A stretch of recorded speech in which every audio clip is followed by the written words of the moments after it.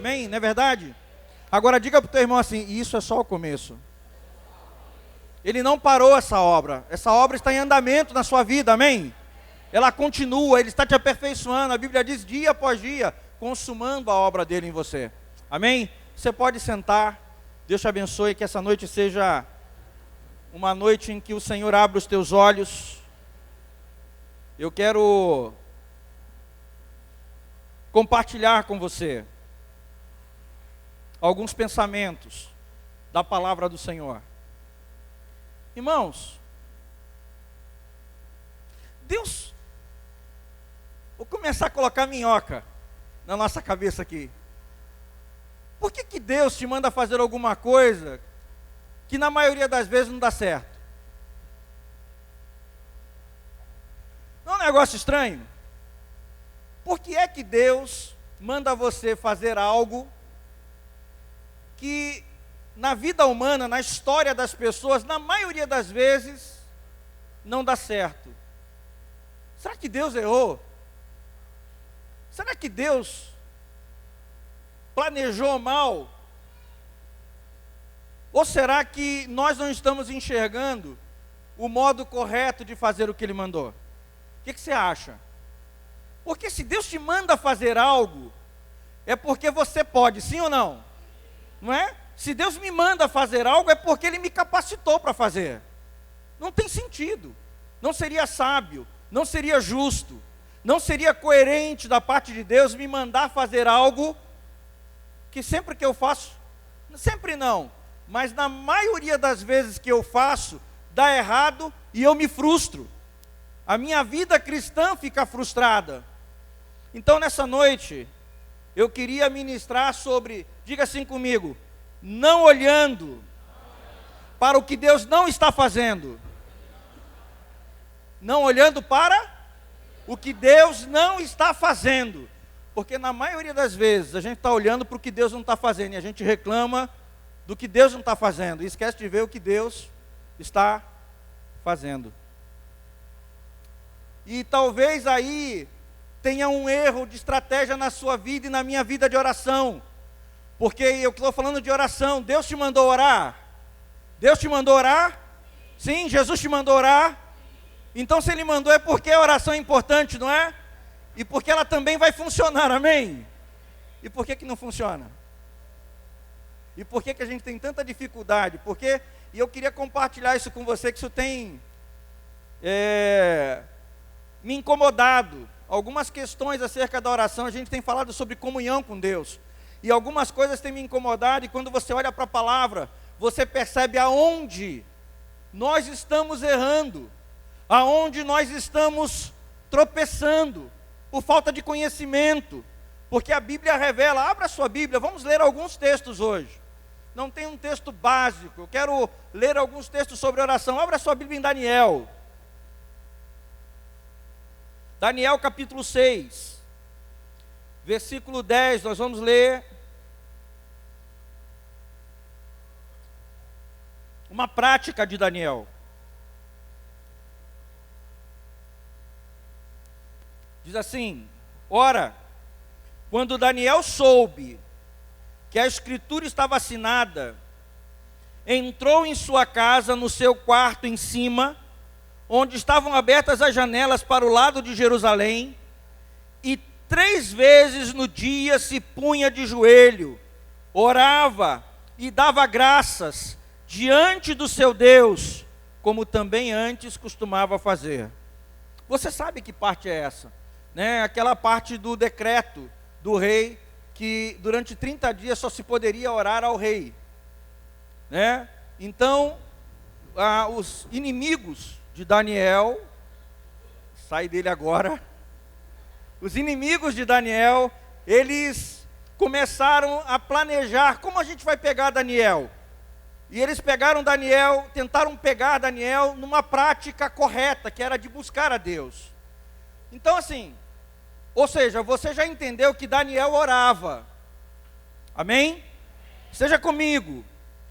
Agora, por que é que Daniel orava? Por que Daniel orava? E qual o objetivo da oração de Daniel? ele é só um exemplo, nós vamos entrar em outros. Mas eu quero que você reflita, abra sua mente hoje, vamos expandir a nossa forma de pensar. A gente precisa ampliar a forma como a gente entende a oração. Porque a oração, se for aquela coisa chata, que não tem resposta, eu vou parar de orar em algum momento da minha vida, sim ou não, irmãos? Se a oração for algo chato, e algo que não me demanda, não me traz resposta, em algum momento eu vou parar de orar. Eu vou pedir os outros para orarem por mim, é mais fácil. Fulano, ora por mim, fulano, ora por mim, né? Não que você não possa pedir as pessoas para orar por você, que em alguns momentos é importante ter pessoas orando por você, amém? Mas essa não pode ser a única forma da oração acontecer na sua vida, a oração emprestada. Então, Daniel, veja bem, ele tinha tido uma revelação, que o tempo de Jerusalém, de Israel, sair do cativeiro e voltar para Jerusalém, voltar para Israel, e restaurar Israel a liberdade como povo, tinha chegado. Agora, você saber algo não muda nada na situação. Quantos aqui sabem que Deus é um Deus de cura? Quantos aqui sabem que Deus é um Deus de provisão? Você sabe. Agora, e quantas vezes nós ficamos enfermos ou ficamos sem a provisão? Então, saber algo necessariamente não impacta a tua realidade. Diga para o teu irmão assim: você pode saber e mesmo assim não viver. Não é assim? Na vida real? Agora, a Bíblia diz que Daniel entrava 3 vezes diante do Senhor. E aqui tem um segredo que eu e você nós precisamos começar a desvendar na nossa vida. Daniel estava acessando os céus, para que os céus baixassem a terra. Eu quero que você entenda isso. No mundo espiritual, a Bíblia diz que todas as coisas já aconteceram, amém? Amém? Tudo, a Bíblia diz em Eclesiastes que tudo já é, não é assim? A palavra diz? Estão comigo? Então, a tua necessidade já é, ela já existe a resposta para ela, sim ou não? O que eu tenho que fazer? Acessar o mundo espiritual. Agora, como a tua realidade impacta a tua visão do mundo que você espera que aconteça? E eu sou normal.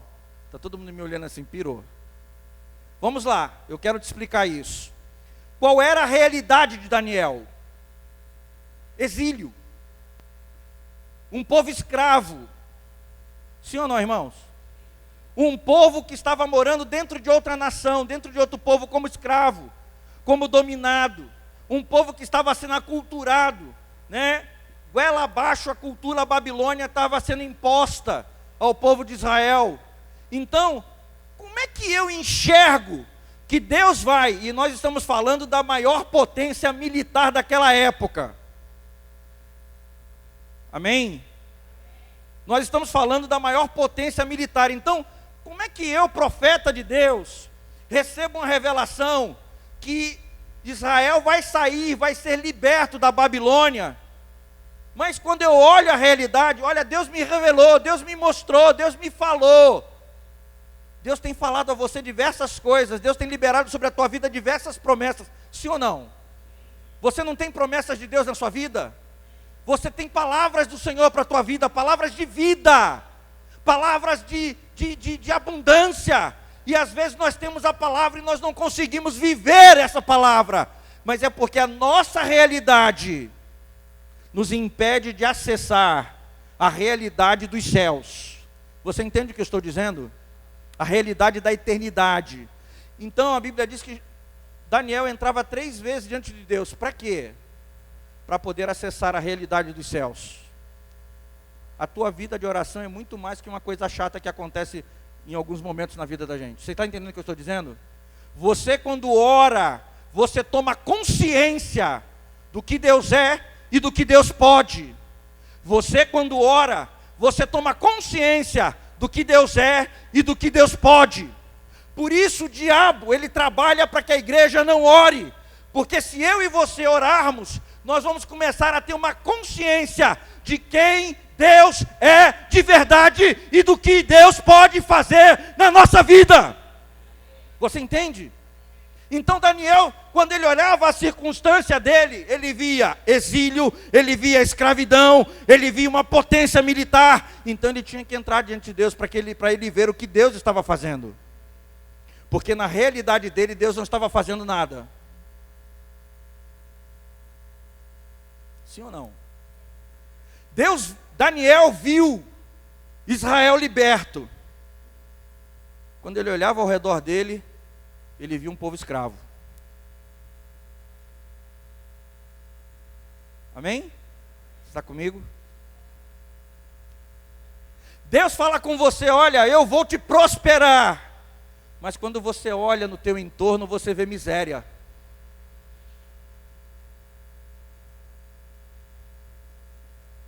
Diga para o teu irmão assim, a oração leva você a acessar de forma consciente quem Deus é e o que Ele pode.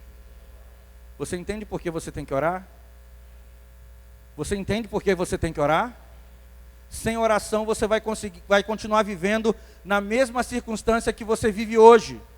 Sem oração, queridos, nós podemos até nos esforçar muito para romper a situação que nós vivemos hoje. Isso acontece, mas acontece com alguns, não acontece com todos. Quando você vê os programas que trazem as pessoas de sucesso, elas são minoria, sim ou não?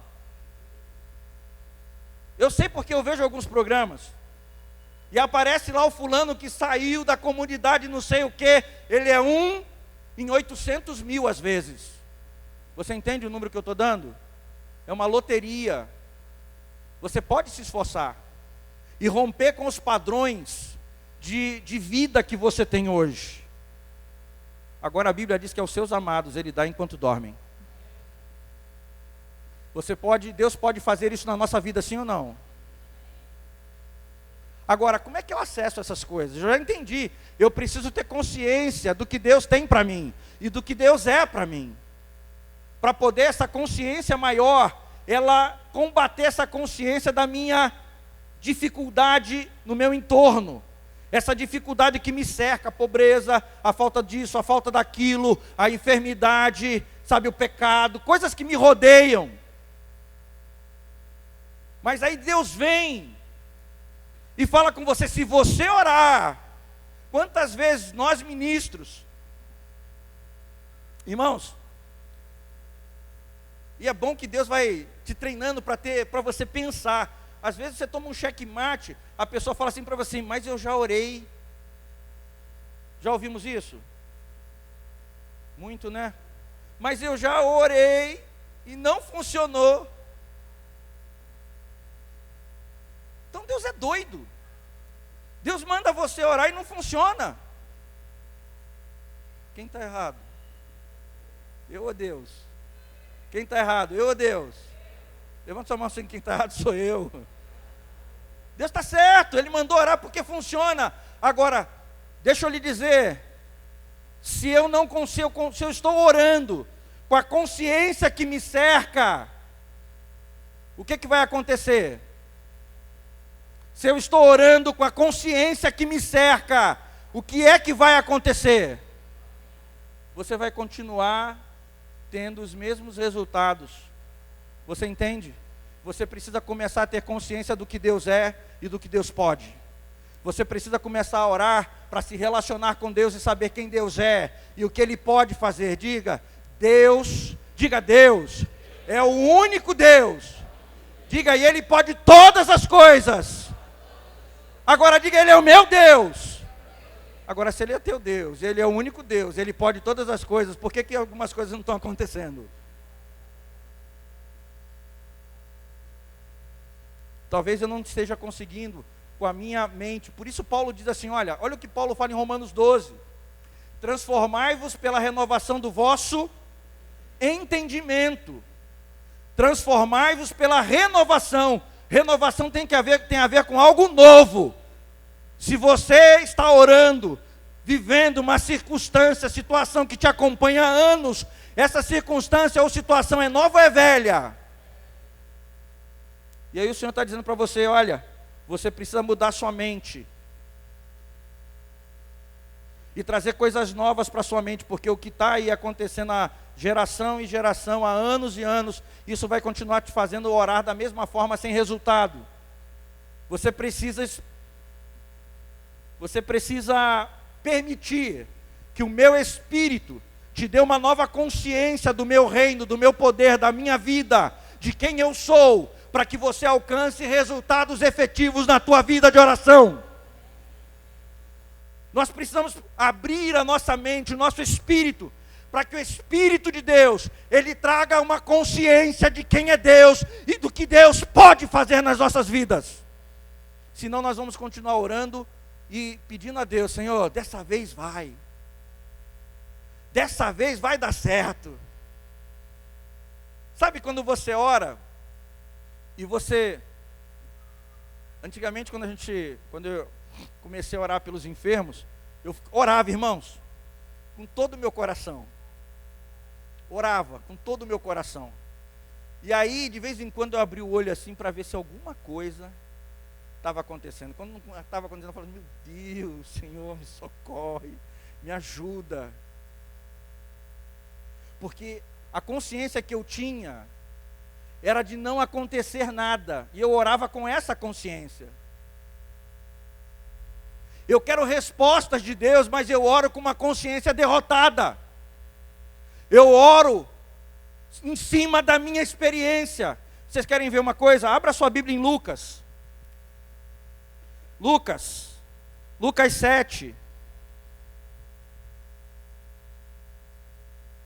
Antes disso, vamos para Efésios. Eu vou voltar em Lucas. Efésios, eu preciso falar sobre como é que se acessa isso.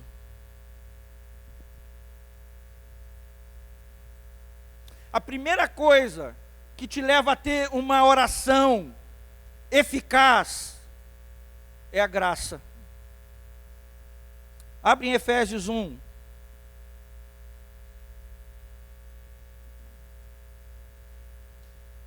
Diz assim: nele temos a redenção pelo seu sangue, a remissão dos pecados. Repita assim comigo: segundo. Repita com força: segundo as riquezas da sua graça. Diga: segundo as riquezas da sua graça. Resposta de oração tem a ver com as riquezas da graça de Deus sobre a tua vida. Você foi comprado, remido pelo sangue de Jesus. Você entende? Nós entendemos a graça, mas muitas vezes nós nos achamos indignos das respostas. Nós nos achamos indignos de ser respondidos. Mas você não é respondido pelo que você fez. Você recebe resposta pelo que Jesus fez por você. Diga: você entende? Diga: eu entendo. Põe a tua mão sobre a tua cabeça. Diga assim: eu fui comprado. Diga: eu fui comprado. Diga: eu fui perdoado. Completamente perdoado. Diga: a graça de Deus está sobre a minha vida. Diga: por isso eu posso ter resposta na minha oração. Amém. Amém. Você entende? Não é pelo que você faz ou quão bom você é. É porque Jesus liberou as riquezas da sua graça sobre a sua vida.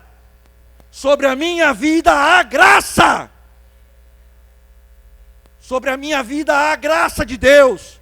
Nós andamos na terra como pessoas sem graça. Oramos como aqueles que não têm graça para orar.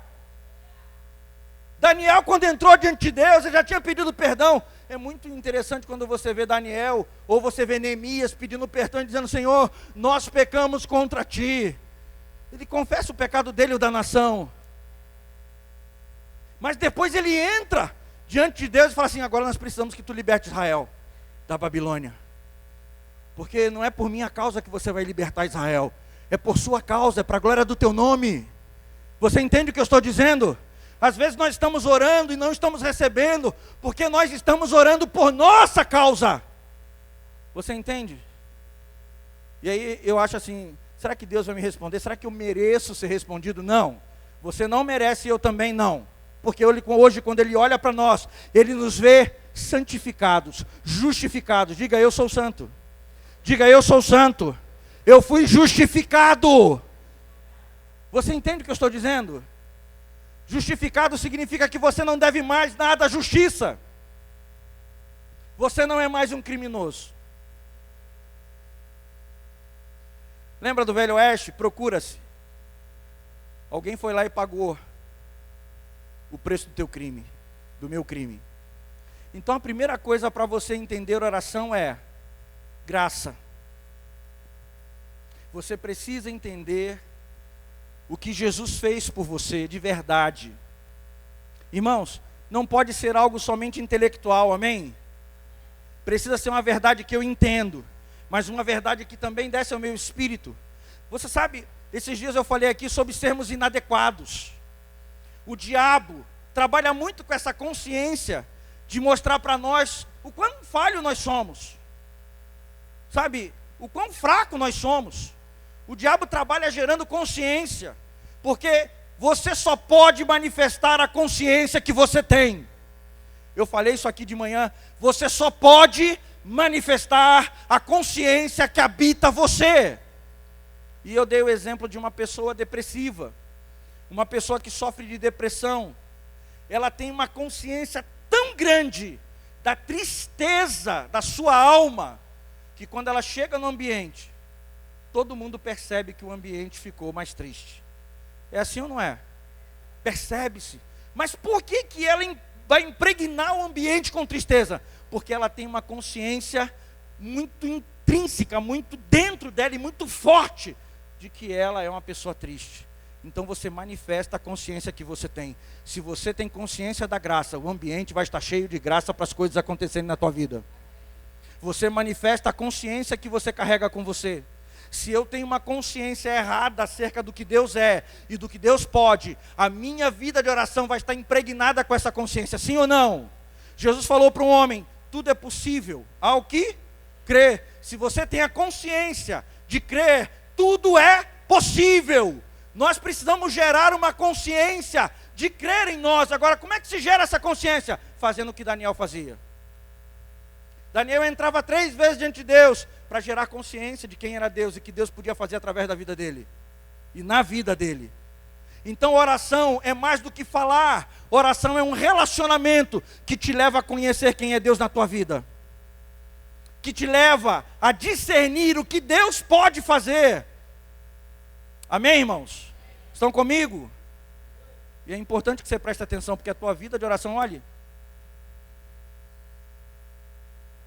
eu não vou dizer para você que essa pregação vai te mudar, mas essa pregação pode amadurecer a tua vida de oração a tal ponto que no decorrer de algum tempo a tua vida mude. Porque se você não sair daqui para praticar, se você achar só uma boa palavra, se você não sair daqui para experimentar essas coisas que eu estou ministrando a você hoje, você vai continuar tendo a mesma vida de oração que você sempre teve. Você não vai conseguir ter um upgrade na tua vida de relacionamento e oração com o Senhor.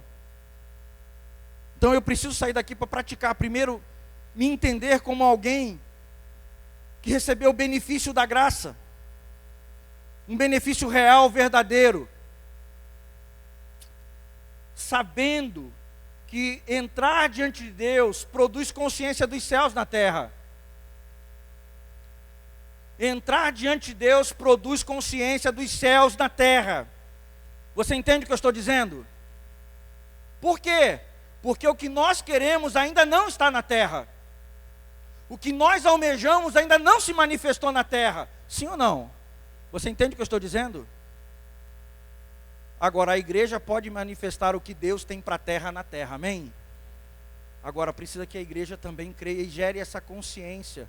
Primeiro, individualmente. Segundo, coletivo. Os milagres acontecem onde há consciência deles. E a gente precisa acreditar, entender isso. Agora, abre em Lucas. Vamos voltar para Lucas. Eu quero ler um texto com você. Lucas. Capítulo 7 de Lucas.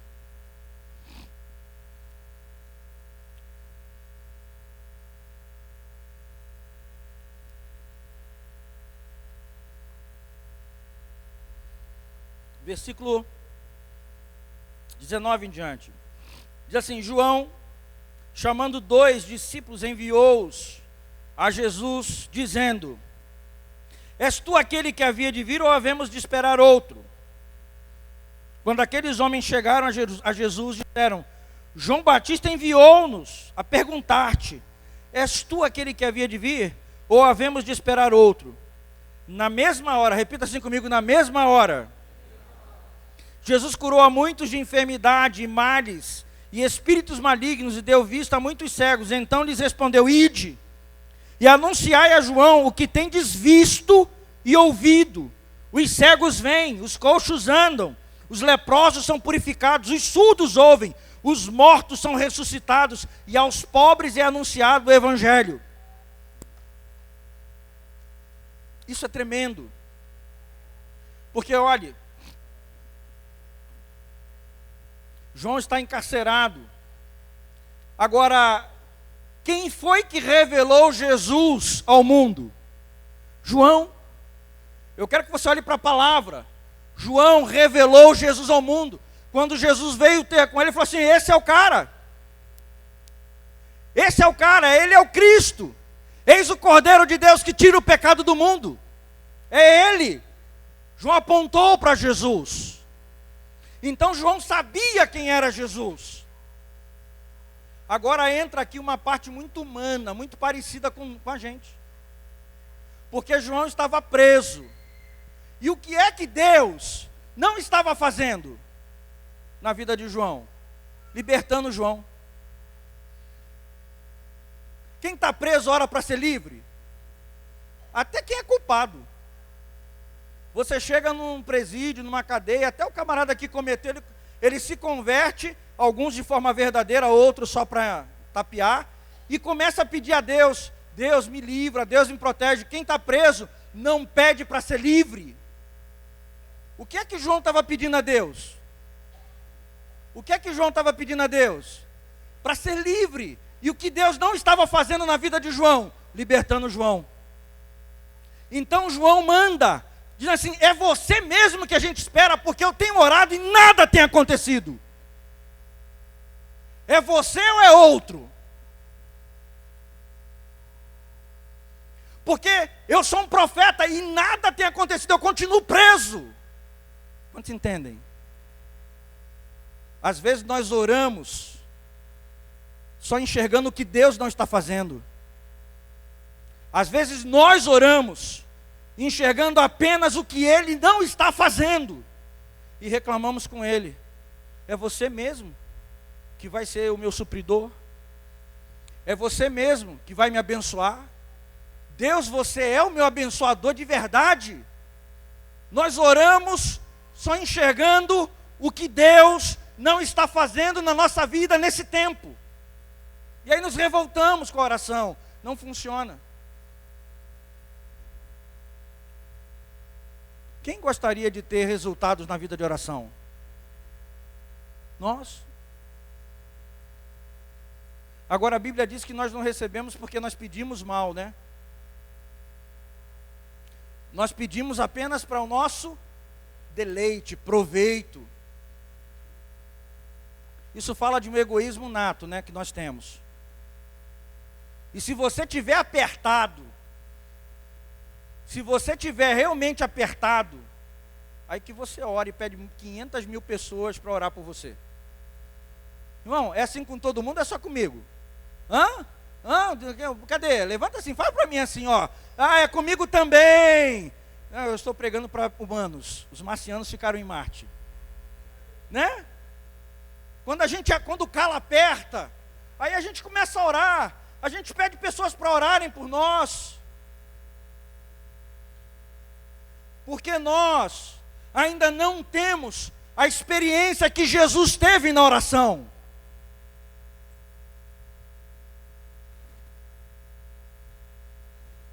Diga para o teu irmão assim: a experiência que ele teve é para mim e para você. Jesus chega diante do túmulo de Lázaro, ele diz o quê? Pai, eu sei que tu sempre me ouves. Essa experiência é para você e para mim. Amém? Amém? Você pode acreditar nisso? Você pode colocar a tua fé nisso, que essa experiência de sempre ser ouvido é para nós. Amém, irmãos? Desperta. É tempo de despertar para as coisas de Deus nessa geração. Deus está fazendo algo novo nessa geração. Deus está levantando gente para orar diferente. Não é para orar, para não ter resposta e falar não funciona. É para orar e ver Deus respondendo e entendendo que a minha consciência mudou em relação a quem Deus é e ao que Deus pode. Você e eu, nós precisamos nos encontrar com um Deus que está vivo. Porque só o Deus vivo responde oração, o Deus morto não responde nada. O que Elias falou quando estava lá diante de Baal? Fala mais alto, está dormindo.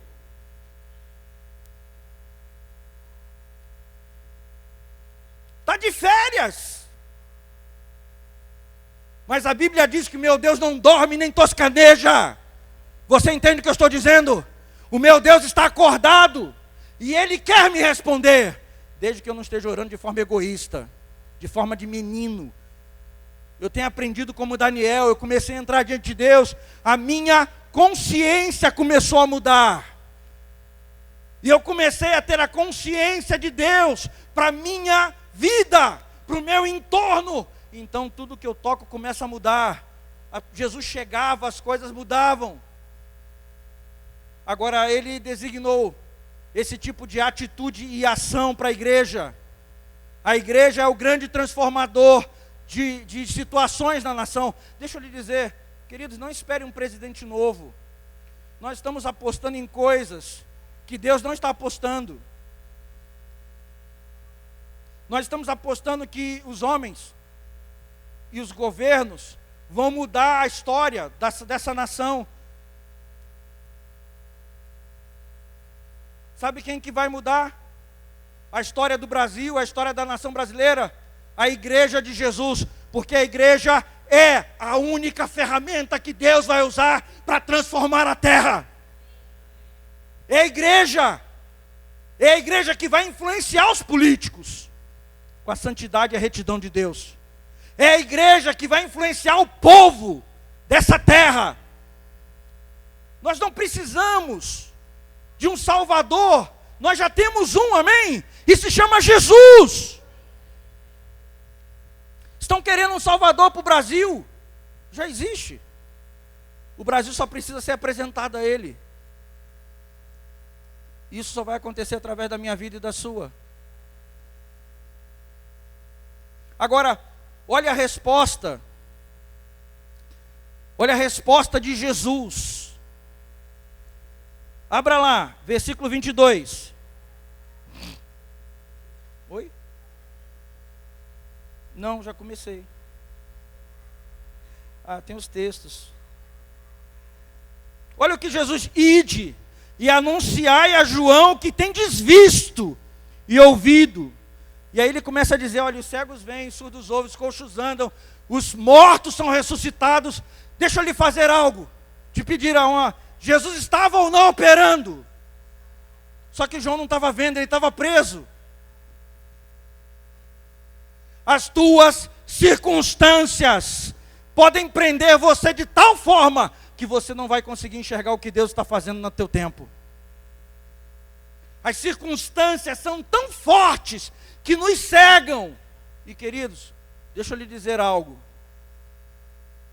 Não se gera consciência de Deus sem oração.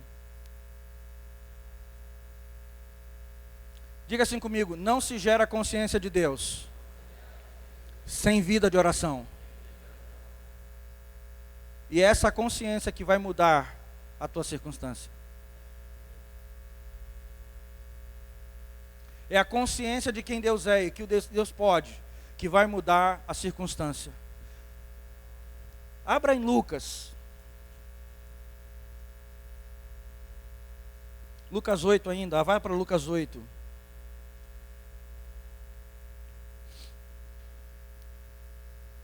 Versículo 10, ele diz assim: e disse-lhes: a vós é dado conhecer os mistérios do reino de Deus, mas aos outros fala-se por parábola. Oi? Por parábolas. Para que vendo, diga comigo assim, repita comigo, para que vendo, não vejam, e ouvindo, não entendam. O que Jesus estava fazendo? E de anunciar a João que tendes visto os cegos, vêm, e os surdos, os ouvidos, ele diz, os cegos vêm, os coxos andam, os leprosos são purificados, os surdos ouvem. Queridos, hoje aqui, os cegos vêm, os surdos ouvem. Talvez você estivesse cego com relação ao entendimento da tua vida de oração, não entendendo por que Deus te mandou orar se você não tem resposta. É tempo de você enxergar que Deus quer te dar respostas, mas você precisa ter consciência de Deus, ter consciência das riquezas. Olha que a Bíblia diz em Efésios, abra lá em Efésios, vamos achar esse texto. Nós vivemos uma vida de necessidades sem precisar viver essa vida. Efésios,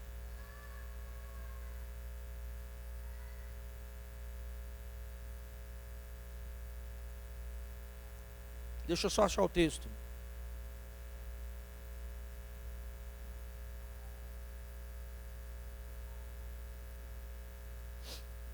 Efésios 3. Nós falamos das riquezas da graça, amém? Olha o que Efésios 3:8 diz: a mim, o menor de todos os santos, me foi dada esta graça de anunciar entre os gentios, por meio do evangelho, repita assim comigo, as riquezas insondáveis de Cristo. As riquezas insondáveis, riquezas que nós não conseguimos computar, nós não conseguimos contabilizar, nós não conseguimos fazer a dimensão do que ela representa monetariamente. Riquezas insondáveis que estão em Cristo. E para quem são essas riquezas? Para quem são essas riquezas? Não seja tímido, diga é para mim, diga é para mim. As riquezas insondáveis são para a minha vida. Nós somos tímidos. Queremos coisas grandes com uma fé tímida.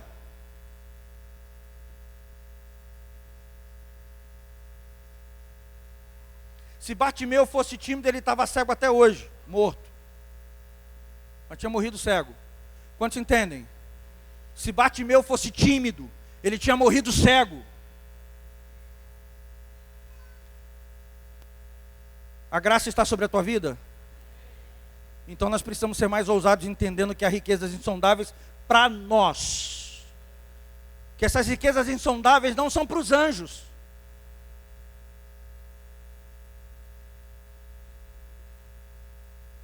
Irmãos, o Evangelho precisa libertar o Brasil da síndrome do vira-lata. Que a gente às vezes acha que as coisas boas não são para nós. A gente acha que as coisas, a prosperidade, a abundância de Deus, a resposta da oração. Sabe o que é triste para nós que somos ministros e conversamos com as pessoas com o corpo? Não só aqui, mas sabe, as pessoas quando sabem que você é ministro, elas querem conversar com você. Você percebe que algumas pessoas pararam de orar, porque não tem resposta na sua vida de oração. Não são completas em Deus. Cristãos que estão com uma máscara, mas que por dentro estão cheios de problemas, não conseguem ter satisfação na sua vida com Deus. E tem algo errado aí que precisa mudar. Porque a Bíblia fala de riquezas insondáveis, isso tem a ver com contentamento. Isso tem a ver com ser feliz com quem Deus é na minha vida. Estar completo nele. Estar preenchido por ele. Quantos entendem? E esse é o tempo da igreja despertar. Não para ser crente. Isso já passou. O destino que Deus traçou para você, 100% dele, não 80%, não 50%, não 40%. Não ficar satisfeito com menos do que aquilo que Deus quer fazer através da nossa vida. Estamos nos contentando com alguma coisa. Não, Deus já me usa, Deus já me deu isso, Deus já me deu aquilo. Eu não estou falando de nós sermos pessoas gananciosas, amém? Eu estou falando de nós não nos contentarmos em ser menos do que Ele nos desenhou e nos criou para ser. Quantos entendem o que eu estou falando? Deus te criou para fazer coisas nesse tempo. Deus te criou para ser, neste tempo, alguém que manifeste as riquezas insondáveis dEle. E eu não estou dizendo que você vai ficar rico. Eu estou dizendo que você vai ser abundante da vida de Deus. E se é destino dEle te fazer rico, que faça, amém, glória a Deus. Se é destino dEle te fazer próspero, que faça. Agora eu tenho certeza de uma coisa: Deus não criou a igreja, Deus não criou seus filhos para escassez. Diga amém. Diga, Deus não me criou para escassez. Amém? Por quê? Porque toda maldição estava em Jesus. E hoje eu não sou mais amaldiçoado. A terra vai prosperar nas minhas mãos. Você entende o que eu estou dizendo? A maldição foi lançada sobre ele. Ele se fez maldito para que eu fosse bendito. E você também? Bendito do Senhor, amém? Bendito do Senhor, amém? Nós somos. Porque a palavra que diz, irmãos, você pode lutar contra tudo, mas você tem que obedecer a palavra. Você tem que crer nessa palavra. Ela precisa ser viva e eficaz, entrando para discernir juntas e medulas, alma e espírito. Ou seja, ela precisa entrar em nós como uma verdade poderosa e afiada de Deus, para tirar todo câncer, todo tumor maligno das nossas vidas, todo tumor de incredulidade. Quantos entendem? Todo tumor que me gera duvidar de quem Deus é e do que Ele pode. Agora isso começa com oração.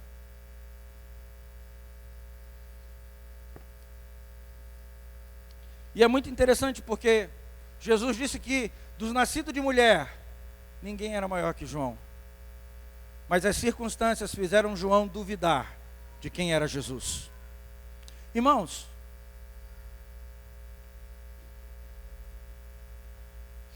por que Judas traiu Jesus? Por que você acha que Judas traiu Jesus? Tem várias respostas, né? Alguém tinha que trair. Mas por que Judas? Porque, deixa eu lhe falar algo. Você acredita que Judas entrou para o grupo de Jesus? A Bíblia diz que Jesus orou uma noite, amém? E aí depois ele chamou a eles, aqueles que ele escolheu. Quem escolheu Judas?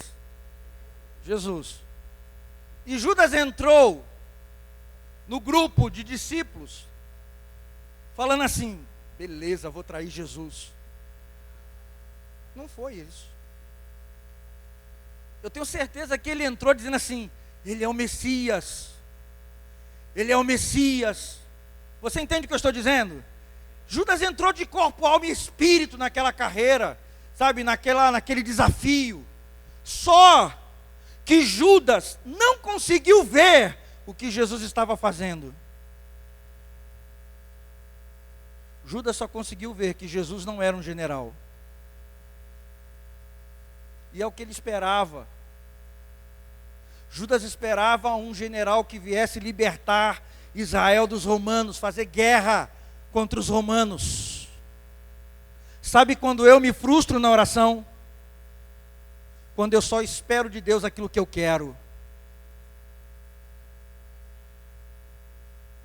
E aí a oração é um bicho chato mesmo, porque Deus não vai responder. Você entende o que eu estou falando? Alô? Amém, estão todos aí. Você entende? Judas só podia ver que Jesus não estava fazendo, que era confrontar o exército romano, a tirania romana, o domínio romano. Mas ele não conseguia enxergar que os mortos estavam ressuscitando, que os surdos estavam ouvindo, os cegos vendo, os paralíticos levantados. Você entende? Quando eu oro, querendo apenas uma resposta, e a única que me serve, não serve para Deus, eu vou me frustrar. Porque entre Deus me responder de forma errada e Ele manter a integridade dele, Ele vai manter a integridade dele. E quem vai se frustrar sou eu. E eu vou falar uma coisa para vocês. Ô raça cabeçuda é a nossa. Como nós somos cabeçudo. Porque quando Deus não responde, não serve outra coisa.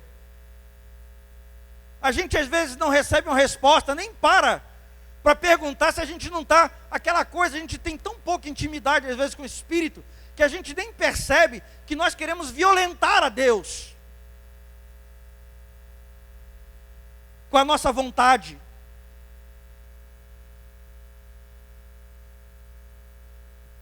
Porque nós somos tão duros às vezes, e aí a gente começa a dizer assim, eu oro, mas não funciona. Eu oro, eu peço, eu vou pedir a Deus, mas Deus não está me ouvindo.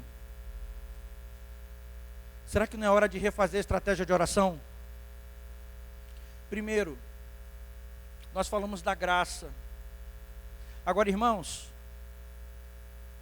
quando você conhece uma pessoa,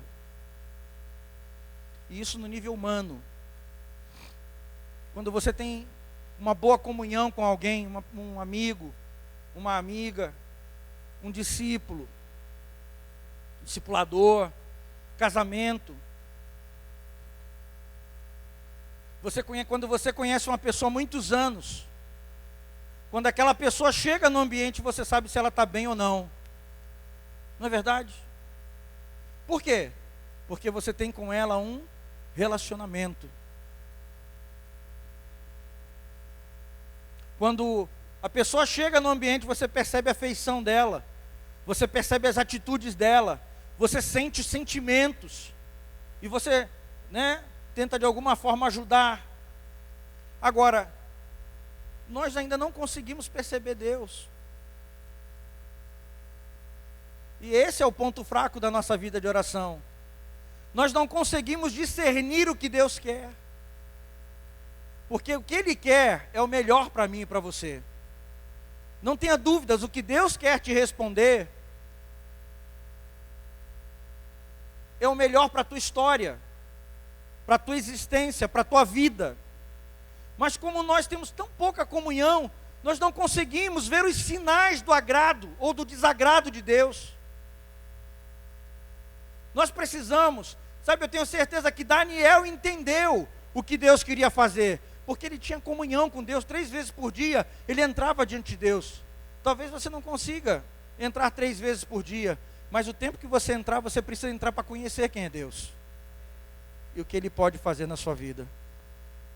Eu estou falando, para terminar, foram 2 ou 3, Tamires? Essa é a primeira, mas agora eu vou terminar. Eu vou quebrar essa escrita. A Tamires, na hora que eu falei, eu olhei, ela falou assim, uma. Aí, obrigado, Tamires, você é uma bênção na minha vida.